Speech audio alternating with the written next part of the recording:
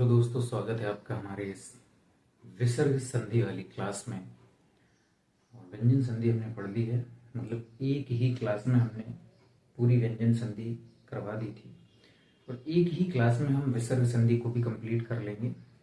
ठीक है, इसके बाद मैंने प्रैक्टिस भी करवाई है, स्वर संधि की हमारी प्रैक्टिस हो गई है। ठीक है, व्यंजन संधि की भी हमारी प्रैक्टिस हो गई है, प्रैक्टिस अभ्यास हो गया। अब हम संपूर्ण संधि का एक प्रैक्टिस सेशन लगाएंगे, लगभग 50 क्वेश्चंस करवाएंगे उसमें। ठीक है, तो उसको देखना ना भूलें। सबसे पहले हम विसर्ग संधि को समझ लेते हैं। विसर्ग संधि का बहुत कम नियम में जिस लेवल की हमें पढ़नी चाहिए उस लेवल तक हम आपको बताएंगे और उसी में पूरा कवर हो जाएगा, कुछ भी नहीं छूटने वाला है। ठीक है, चलिए तो हम आज पढ़ने वाले हैं कौन सी संधि भाई? आज हम पढ़ने वाले हैं विसर्ग संधि। कुछ चीज़ों का विशेषता ध्यान रखना है कि जो विसर्ग संधि होती है, विसर्ग का मतलब होता है आहा की बिंदी, इसको हम विसर्ग के नाम से जानते हैं। विसर्ग संधि में ये ध्यान रखना है कि इस तरफ विसर्ग होगा और इस तरफ या तो स्वर हो सकता है या फिर व्यंजन हो सकता है, या तो स्वर हो सकता है या फिर व्यंजन हो सकता है, किंतु यहां पर विसर्ग कदापि नहीं हो सकता है, ये ध्यान रखना है। मतलब कि विसर्ग का विसर्ग के साथ मेल कभी भी नहीं होगा। विसर्ग के साथ में स्वर मिलेगा या विसर्ग के साथ में व्यंजन मिलेगा, इतना विशेषता ध्यान रखना है। अब कभी यहां पर विसर्ग के इस तरफ स्वर भी हो सकता है ना, विसर्ग के इस तरफ स्वर होगा, व्यंजन तो नहीं हो सकता है, स्वर ही होगा। अब स्वर नियम अलग अलग बनते हैं, कहीं बनाता है कि छोटा बड़ा के अलावा कोई अन्य स्वर या छोटा बड़ा के बड़ा स्वर होता है, तो अलग नियम होते हैं। तो उनको हम एक एक करके यहाँ पर डिस्कस कर लेंगे। सबसे पहले विसर्ग संधि की हम बात करते हैं तो नियम नंबर हम पहला लिखते हैं। व्यंजन संधि और विसर्ग संधियों में भेद नहीं होते हैं स्वर संधि की तरह, मैंने कल भी बताया था आपको।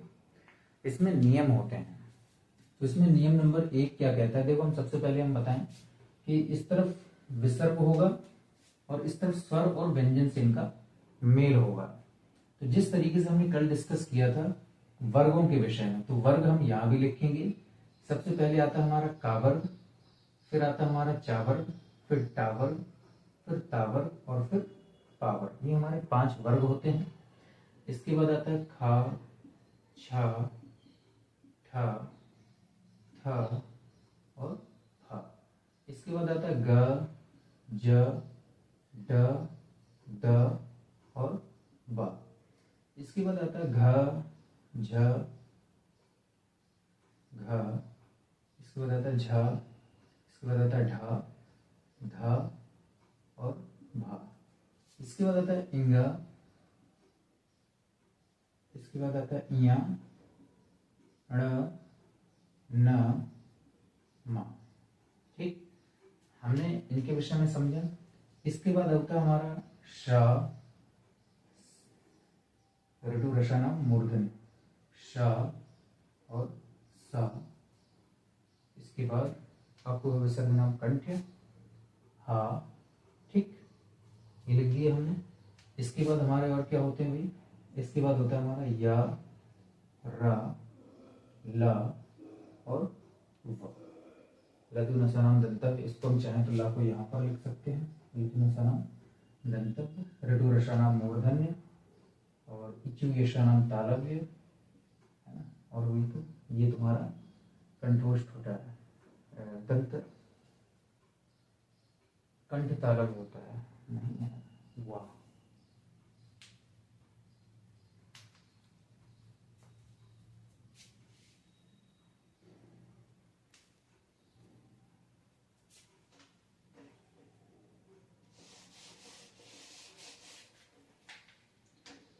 तो ये हमारे 5 वर्ग होते हैं। का वर्ग के अंतर्गत ये सारे वर्ण आएंगे, फिर चा वर्ग, फिर टा वर्ग, फिर ता वर्ग, फिर पा वर्ग। इनके हमने सबके नाम भी रखे थे, इसको फर्स्ट मानेंगे, इसको सेकंड, इसको थर्ड, इसको फोर्थ और इसको फिफ्थ। इसका नंबर फिफ्थ होता है, इसके लिए इसको पंचम वर्ण या पंचमाक्षर भी कहते हैं। इसके बाद हमारे और क्या बचते हैं भाई, हमारा बचता है शा, शा, सा और ह। इसके बाद हमारा बचता है या, रा, ला और वा। ये ध्यान रखना है कि संयुक्त व्यंजन जो होंगे उनसे कोई भी संधि नहीं होगी, ठीक है। जो तुम्हारे ये ताड़न जात होंगे, डा और ढा के नीचे जो नुक्ता लग जाता है, उनसे भी कोई भी संधि नहीं होती है। संयुक्त व्यंजन से संधि ना होने के कारण ये होता है, जैसे हमने त्रा कहा, तो त्रा बना किससे, ता और रा से मिलकर के बना है, तो जो संधि होनी होगी वो या तो रा से हो जाएगी या तो ता से हो जाएगी। इसकी वजह से हम त्रा से कोई भी मेल नहीं करते हैं डायरेक्टली, कोई भी संयुक्त व्यंजन से। तो हमारे ये तो हो गए व्यंजन। इसके बाद हमारे क्या बचते हैं भाई, इसके बाद हमारे सभी के सभी स्वर बचते हैं, सभी के सभी स्वर बचते हैं। अब सभी स्वर में अंग और आहा अलग रह जाते हैं। तो अंग में क्या होता है भाई, अंग में अब आ होता है, आ होता है, तो आ के साथ ही मेल करना होता है। और आहा हम पढ़ ही रहे हैं विसर्ग, तो उसके साथ मेल होता है। तो जो हमें विसर्ग का मेल करना है, तो विसर्ग का हम मेल करेंगे इनके साथ, इन सब के साथ में हमें विसर्ग का मेल करना है। तो केवल हम तीन नियम पढ़ेंगे और 2 उसके अपवाद बता देंगे, विसर्ग संधि हमारी खत्म हो जाएगी। तो सबसे पहले हम मेल करेंगे चा छा, टा ठा, ता था इनसे, और शा, शा, शा इनसे। मतलब कि कुल 6 और 3 9 वर्णों से हमें पहले, सबसे पहले नियम नंबर 1 में विसर्ग से इनका मेल करना है। तो हम पहले लिखेंगे विसर्ग के साथ में चा छा, टा ठा, ता था, या फिर इसके साथ में ही होता क्या, शा, इसके साथ साथ में होता है सा, इसके में होता है सा। जब भी विसर्ग इनमें से तीनों में से किसी से भी मिलेगा, इन तीनों में से किसी से भी मिलेगा, तो ये जो विसर्ग है, तो ये जो विसर्ग है इसके इसमें परिवर्तित हो जाएगा। ये हो जाएगा आधा शा बन जाएगा, ये आधा पा वाला शा बन जाएगा, और ये आधा ये वाला सा बन जाएगा। ये ध्यान रखना है कि जब भी विसर्ग चा छा शा से मिलेगा, मतलब कि इस तरफ विसर्ग होगा, जैसे मैंने लिखा नी प्लस चय, मैंने लिखा नी प्लस चय, तो हमें देखना है कि यहां पर क्या है, ये विसर्ग है, और इस तरफ क्या है, ये चा है। तो हमने क्या बताया, जब भी ये विसर्ग चा के साथ मिले या छा के साथ मिले, टा के साथ मिले या ठा के साथ मिले, ता के साथ मिले या था के साथ मिले, तो हमें इनका उच्चारण स्थान पता है कि इचु यशा नाम तालब। तो चा के साथ मिलेगा तो ये वाला शा आएगा, टा के साथ मिलेगा तो ये वाला शा आएगा, ता के साथ मिलेगा तो ये वाला सा आएगा। ये ध्यान रखना है। तो जब इन दोनों को हम आपस में मिला देंगे, तो इन दोनों को मिलाने के बाद हमें विसर्ग हमारा किस में कन्वर्ट होगा, इस वाले अर्ध शा में परिवर्तित हो जाएगा। ठीक, तो अब यहां पर क्या था भाई, नी था, विसर्ग का कन्वर्ट किस में हो गया, इसमें हो गया। आगे क्या लिखा हुआ है, चय, तो निश्चय हो जाता है। इस तरीके से हमारी इस विसर्ग संधि का निर्माण होता है। ठीक है, चलिए, तो उसी तरीके से हमें ध्यान रखना है इस चीज को। अगला मैंने लिखा, अगला जैसे ये एक हमारा उदाहरण हो गया। दूसरा मैंने उदाहरण लिखा कि विसर्ग के साथ में टा और ठा से मिल जाए या ता और था से मिल जाए, तो किसमें, ये इसमें परिवर्तित हो जाएगा और इसमें परिवर्तित हो जाएगा। जैसे दूसरा उदाहरण लिखा मैंने, नि प्लस तेज। उदाहरण कम से कम लेंगे ताकि हमें जगह ज्यादा से ज्यादा मिल सके। नि प्लस तेज से मिल जाएगा, जब ये विसर्ग ता से मिलेगा, तो किस सा में परिवर्तित हो जाएगा, ये सपेरे वाले सा में परिवर्तित हो जाएगा। तो ये निस तेज बन जाता है, निस तेज बन जाता है। ठीक, अगला हम उदाहरण लेंगे तीसरे नंबर का। हमने लिखा दुह प्लस ट, दुह प्लस ट लिया, तो ये विसर्ग किससे मिल रहा है, टा से मिल रहा है। तो ये विसर्ग किस में कन्वर्ट हो जाएगा, ये पा वाले शा में कन्वर्ट हो जाएगा। तो क्या हो जाएगा भाई, दुष्ट हो जाएगा। जैसे हमने लिखा नि प्लस ठुर, तो निष्ठुर हो जाएगा, ठीक है। और यहीं पर जब डायरेक्ट इन से मिलता है तो इसमें एक कंडीशन होती है कि जब डायरेक्ट इन से मिलता है विसर्ग, तो कंडीशन ये होती है कि या तो विसर्ग के साथ में बस दोनों को पास पास रख दो, या फिर तुम चाहो तो विसर्ग के स्थान पर आधा सा, या इनके साथ मिलेगा तो आधा सा, इसके साथ मिलेगा तो आधा सा, इसके साथ मिलेगा तो आधा सा रख सकते हो। जैसे इसका उदाहरण लिखा मैंने, दुह प्लस शासन, दुह प्लस शासन लिखा मैंने। तो यहां पर क्या है, यहां पर हमारा विसर्ग है और यहां पर ये शा है। तो आप चाहो तो इस विसर्ग के स्थान पर इसको ऐसा लिख करके इसे जैसे का तैसा लिख सकते हो आप, और इसको भी यहां पर ऐसा लिख सकते हो। तो दु प्लस शासन किया तो दुशासन लिख दो, या फिर दुशासन ऐसा ही लिखा रहने दो, बस इसको यहां पर इसकी ये प्लस को हटा दो और इस दोनों को और पास में रख दो, तो दु प्लस शासन तो दुशासन हो जाता है, या दुशासन भी बना दे सकता है। तो ये ध्यान रखना है, ठीक। तो ये तो हमारा हो गया नियम नंबर 1, ठीक। अब हम बात करेंगे नियम नंबर 2 की। तो हम इसमें कम से कम शब्दों को लेंगे, इसको इरेज कर देंगे।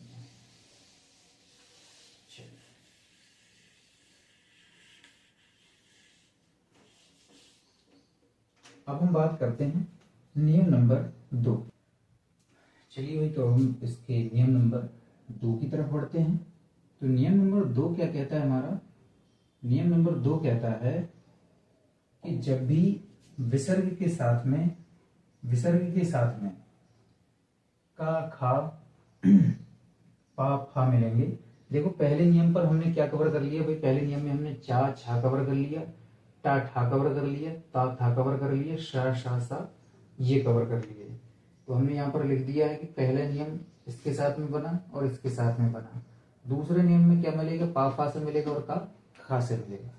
तो क्या परिवर्तन होंगे भाई, ये का खा से मिल जाए या पा खा से मिल जाए, तो इसमें 2 कंडीशन बनेंगे, ठीक। क्योंकि विसर्ग के पहले 2 कंडीशन होंगी मिलने के लिए। जब भी विसर्ग के पहले आपके छोटा आ और बड़ा आ होगा तब अलग परिवर्तन होगा, और जब छोटी ई और छोटा ऊ होगा तब अलग परिवर्तन होगा। तो जब छोटा आ और बड़ा आ होगा इस विसर्ग के पहले, जैसे इस विसर्ग के पहले छोटी ई की मात्रा है, जैसे इस विसर्ग के पहले छोटा ऊ की मात्रा है, जैसे इस विसर्ग के पहले छोटी ई की मात्रा है। अगर मैं इस विसर्ग को हटा दूं तो इसमें हमें कौन सी मात्रा निकलेगी, ना के बाद में छोटी ई की मात्रा। तो उसी तरीके से जब विसर्ग के पहले छोटा या बड़ा होगा तो यहाँ पर कंडीशन आती है कि यहाँ पर उसमें कोई भी परिवर्तन नहीं होता है, ये अपरिवर्तित रहता है, अपरिवर्तन रहता है, इसमें अपरिवर्तनीय होता है, ये अपरिवर्तित रहता है। और जब यहाँ पर छोटी ई और छोटा ऊ हो जाता है इस तरफ, तब फिर ये हमारा अर्ध शा में परिवर्तित हो जाता है, ये हमारा अर्ध शा में परिवर्तित हो जाता है। उदाहरण जैसे लिखता हूं मैं, तो मैंने लिखा प्रातः प्लस काल। अब देखो जरा, ये यहां पर विसर्ग है और विसर्ग के पहले क्या है, छोटा आ की मात्रा है।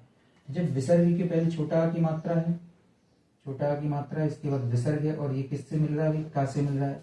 तो जब भी छोटा आ की मात्रा होगी, विसर्ग होगा और का से मिलेगा, तो कोई भी परिवर्तन नहीं होगा इसमें।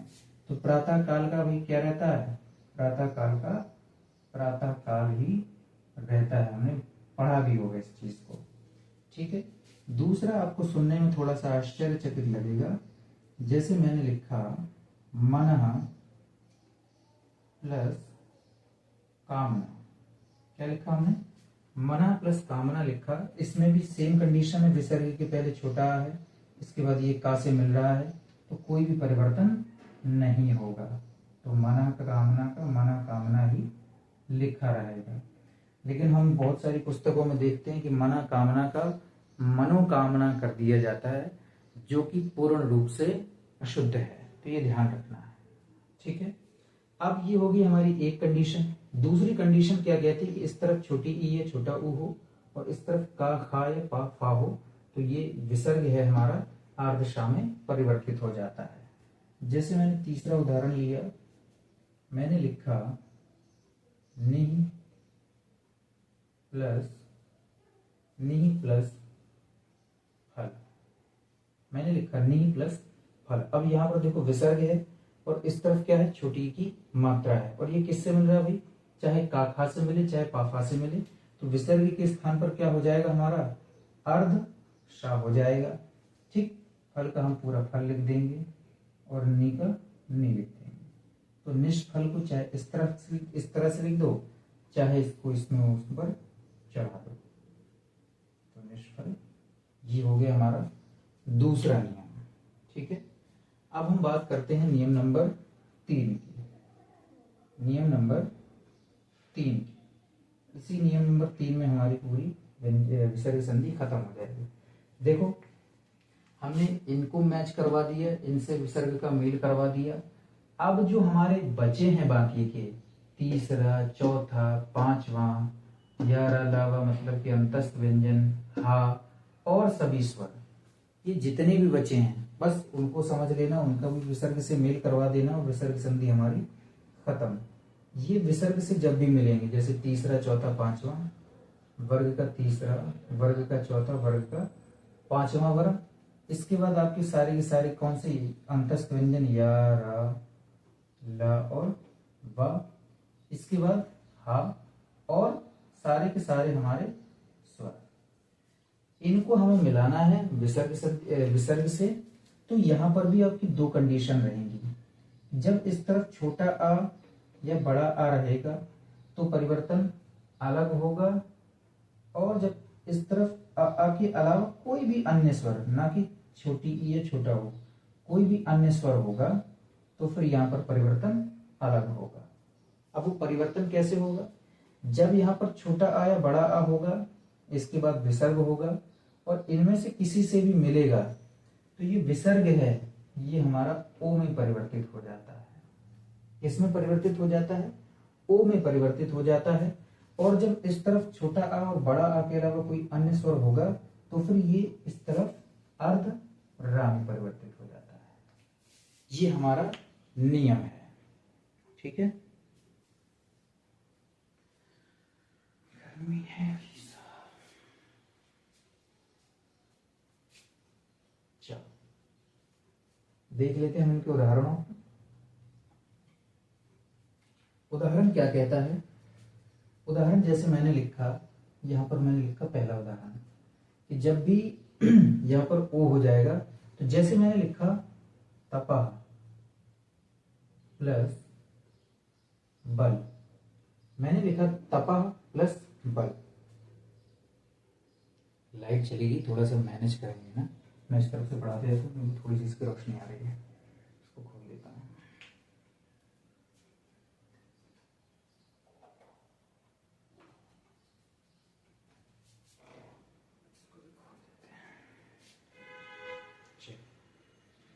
देखिए दिख रहा होगा आपको। तो इसमें क्या कहता है भाई, जब तपा बल, अब देखो इसमें विसर्ग के पहले कौन सा है, छोटा की मात्रा है, छोटा की मात्रा है, और इस तरफ क्या है भाई, बा है। तो हमने क्या बताया था, तीसरे, चौथे, पांचवें में से कोई भी, तो ये तीसरा वर्ण है बा। ठीक, इसके साथ हमने मेल कर दिया। तो ये क्या, इस पहली कंडीशन क्या है भाई, ये विसर्ग है आपका जो ओ में परिवर्तित हो जाएगा। तो तपा प्लस बल का क्या हो जाता है भाई, तपा प्लस बल का क्या हो जाता है, तपो बल हो जाता है। ये इस तरीके से परिवर्तन होता है। दूसरी कंडीशन क्या है इसकी, जब आ के अलावा कोई अन्य स्वर होगा तो फिर परिवर्तन कैसे होगा, तो परिवर्तन होगा जैसे मैंने लिखा नि प्लस जन, नि प्लस जन लिखा, तो ये जा कौन सा वर्ण है भाई, तीसरा वर्ण है, और इस तरफ क्या है भाई, आ के अलावा कोई अन्य स्वर है, मतलब कि छोटी ही है। तो ये जब मिलेगा तो विसर्ग का किसमें परिवर्तन हो जाएगा भाई, अर्ध रा में परिवर्तन होता है। तो नी र और जन, निर्जन हो जाता है। मैंने आपको बताया था कि रा को आधा इस तरीके से लिखने के बजाय हमें हमेशा ऊपर लिखना होता है। तो हम इसको किस तरीके से लिखते हैं भाई, निजन और ऊपर रा लगा देते हैं, तो क्या हो जाता है भाई, निर्जन। उसी प्रकार से दुह प्लस जन तो दुर्जन हो जाता है, जैसे दुह प्लस आशा तो दुराशा हो जाता है। नी प्लस आशा तो निराशा हो जाता है। तो ये हमारे 3 नियम हैं, विसर्ग संधि इन्हीं तीनों पर डिपेंड है। कुछ चीजें, कुछ कंडीशन ऐसी होती हैं कि जिनमें हमें थोड़ा सा समझना पड़ता है, तो उनको हम अपवाद के तौर पर हम यहाँ पर बताए दे रहे हैं आपको, अपवाद के तौर पर। हालांकि इसमें जब हम इसकी प्रश्नोत्तरी करवाएंगे अभ्यास, तो उसमें हम इसको कवर कर लेंगे। अपवाद क्या होता है कि जब भी कंडीशन होती है कि जब भी यहाँ पर छोटी ई और छोटा ऊ होता है और जब ये रा से मिल जाता है, हालांकि यही सेम चीज अपन यहाँ भी कर रहे हैं। इस अन्य स्वर में देखो यारा लगा के साथ में मिला रहे हैं तो परिवर्तन ये हो रहा है, लेकिन इसमें परिवर्तन अलग होता है। जैसे इसमें क्या होता है, नी प्लस रोग कर दिया जाता है।